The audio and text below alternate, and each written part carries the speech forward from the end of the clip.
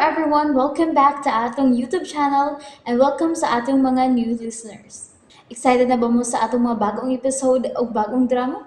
Yes, na ating mga bagong drama Bisaya. Subscribe na mo sa atong YouTube channel sa Radio Drama Bisaya and hit the notification bell aron ma-notify mo sa atong mga bagong uploads. And sa mga nag-atang sa atong mga new episode, mo niya ang sumpay sa atong drama. Pre! Pre! Patuta ka rin dahil sa Redemptores. Ha? Ano naman? Doon ay press conference ang mga kaparian. Abot sa unsa, pre? Wa na kuno pauli si Father Rode Romano sa Redemptores. Ha? Missing kuno mo pare. Usa? Kinuo ko. Usa ko na to. Diyan, usa ko na. Pare ko na. Excuse na. Pare! Pre! Sige bay, salamat kay bay. Pre! Bye! Oh, Guryo, dali rot. Bye, Sarge. Para ng taxi palihog. Taxi! Taxi! Hulyo 11 gahapon adlang Huwebes nining tuig 1985 ug hangtod nining adlaw wa na magpakita ang maong pari nga redeem turista. Gibati na kabalaka ang mga kapaturista tungod sa paghanaw ni Father Rudy nga kagahapon pa nga wa na mo pauli. Paminaw na to ang laing istasyonan. Gahapon, pangawa na mo pauli si Father Rodi sa ilang convent sa Redemptores. Dini lang ta, Vicky. Si Inday ni Taron. Hangtod karong adlawa. Hangtod karong orasa. He's still missing. Baya tao, no? Makapangutan naman yun ta. Nga man. Unsa may hinungdan kahain taon. Nganong nawa man si Father Rodi. Ha? Unsa na, Amado? Kau bang pare nga Redemptorist? Sige, palihog, Amado. Palihog, put him on the air. Father, hello. Yes, Inday Nita, mayo nga daw. Father, unsay update, palihog? Kauban karon ni Father Rodi. Usa-usab ka Redemptorist priest. Mao pa'y pagkahuman sa atong press con nga atong gipahigayon just right here sa Redemptorist. Because until this very time, wa gayod kita'y balita kunhain si Father Rodi. Ginoo ko. Unsay ilusad nga kalihukan, Father? There will be a prayer vigil karong gabi dire sa Redemptorist Church. Then, pagkaugman niya na ang mga kaubang kaparian ni Father Rudy sa Redemptorista muadto sa mga buhatan sa military o sa kapulisan aron mangayo og ayuda. Mangayo og tabang aron makitaan si Father Rudy Romano. Supporters and friends of Father Rudy magbuwag-buwag aron manghatag og mga leaflets nga naa ang pictures ni Father Rudy. O ang uban magpapilit og mga leaflets sa daplin sa kadalanan to denounce sa pagkawala ni Father Rudy. O ang atong slogan sa pagkakaroon is, "Where is Father Rudy? Hain si Father Rudy. And please, Inday, kung mahimo, atong kini balik-balik pagpahibaw sa imong program."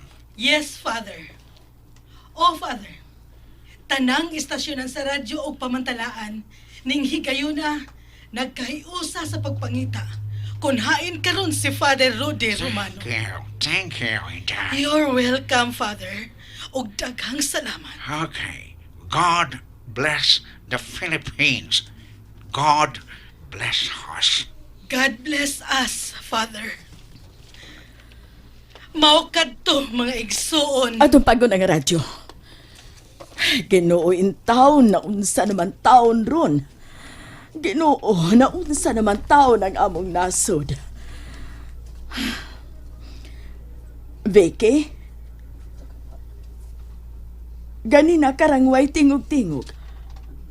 Naminaw ka tuod sa radyo ganina pero murag layo ang imong hunahuna. Kanas ang nga wala ikita ang maong pari, Makunching? Gahapon, wa madetali ang balita kung unsang oras sa mipiya sa kumbento ang maong pari.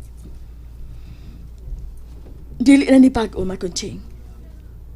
Vicky, sa ako nabalitaan, sa nabati na ako sa mga balita sa radyo, bahin sa pagkatao ni Father Rody, bahin sa iyang mga kalihukan. Nagmahal siya sa katawan. Mitapang siya sa katawan.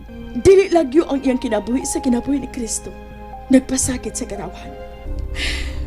Mausap ka na ako napalitaan, bahin sa maong pare.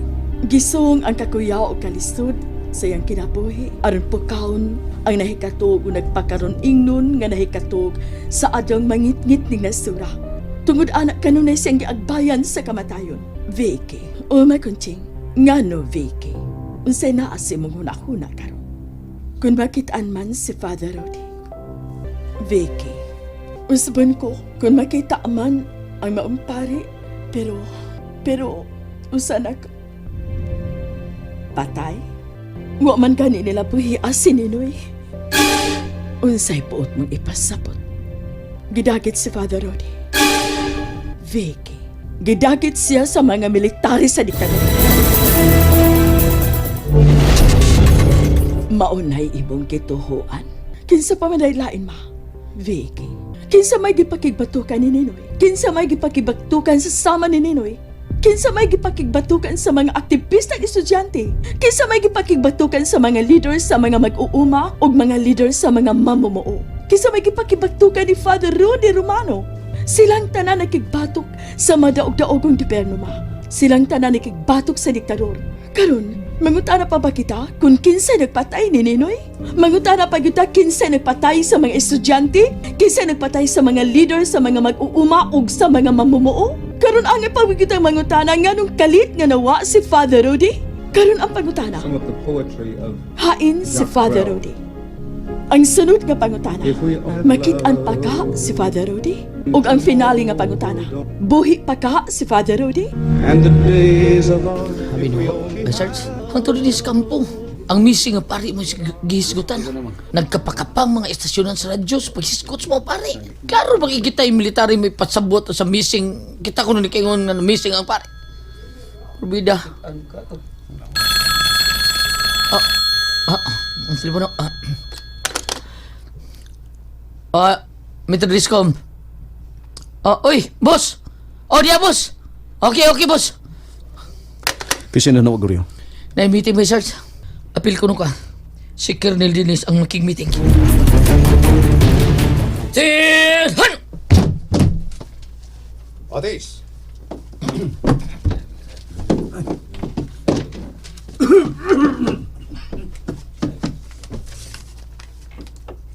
Where is Father Rody?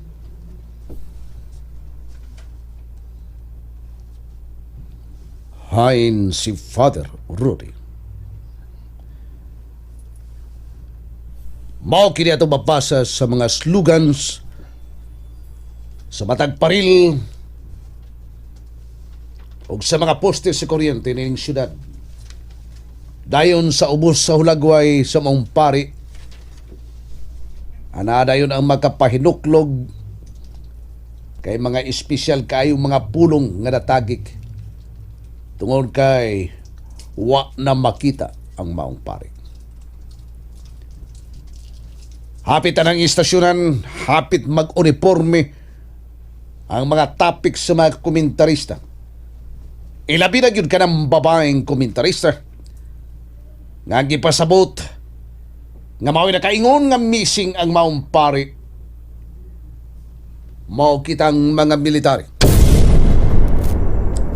Usa na kasimarang binabay sukad sa pagkawa sa maong pari. Giyatagan o kagawasan ng mga kaparian o mga kamadrihan o ang tibok religious sector nga mohimo sila kinaugalingong investigation kung hain na si Father Rody. Doon na sila gathered informations nga katapusang nakita ang maong pari sa may nagsanga nga daan sa may Lapaluma Village. labangon. Ni ay mga papel.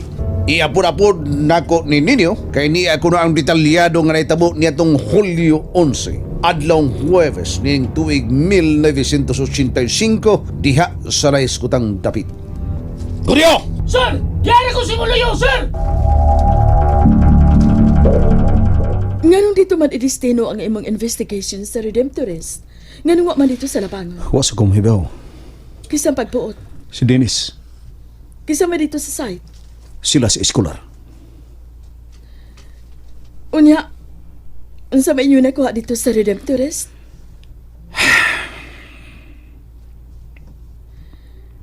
Ning dili pang hupaw mo'y angay itubag. May gihiling kuno ang maong pari sa iyang enduro nga motor. Taod-taod ana, may nanawag kuno niya sa telepono. Gitubag niya ang nanawag niya sa telepono og unya, dali-dali kining misakay siyang motorsiklo og mibiya. Og sukad ni adto, wa na mubalik si Father Rodi. Okay. Sige, eskolar. Oh. Naganina ka nang nagbarog? O malang ko'y kalibutan nga niya ka diya sa akong opisina. Ayaw pa niya barog-barog sa pultahan. Lingkod rin Lingkod.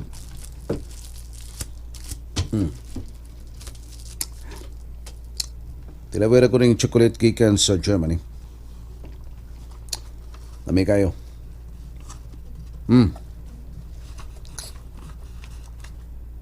Nunsa ka man?